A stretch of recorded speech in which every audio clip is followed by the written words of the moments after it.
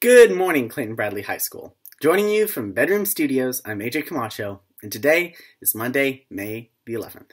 Football quarterback Cam Newton turns 31 today, and I have gotten a little bit lazy with my entire editing. Quarantine takes a little bit of a toll. Now for the announcements. Last Friday's 8 p.m. trivia night was a huge success, seeing the largest turnout for games night yet. Special congratulations is owed to Kaylee Martin and her sister, who dominated trivia night, winning the $10 Amazon gift card grand prize by a 7-point margin. We also have some announcements here in the office. We now have an official designated sports correspondent, and it is my former co-host, Margaret. She is now going to proceed to give you the entire sports update for CBA.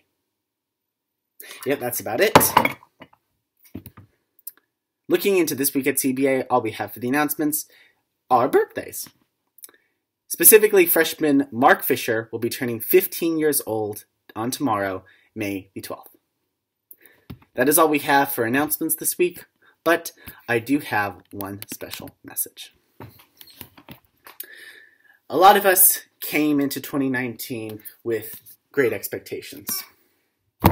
I mean, for goodness sake, war was at an all-time low and peace at an all-time high.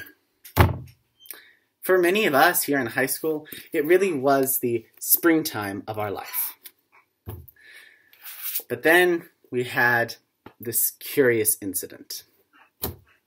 Something that really did leave a trail of lightning through American politics and our great society. For many of us, it was literally, or metaphorically, a death in the family. And though it may not be to your persuasion, and I'll tell you, it is certainly not my cup of tea, a lot of us have been just sat around the house all day. And to think, it was just 5 years ago that we were singing along to Hamilton, and we might even go outside and play a game with our friends. And I know what you're thinking at this point. Well, no crap, Sherlock. I mean, my editors are also probably asking who thought this was a good idea. But look, this year has probably set a Guinness World Record for worst year in history, or at least since 2016. Our situation right now is weird, but true.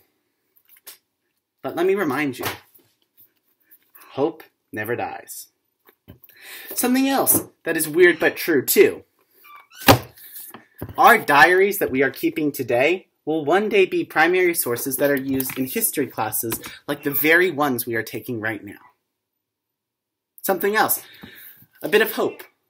By some calculus, this year is going to be the best year for reductions in carbon emissions, meaning that we are one step closer to keeping our global Fahrenheit below 451.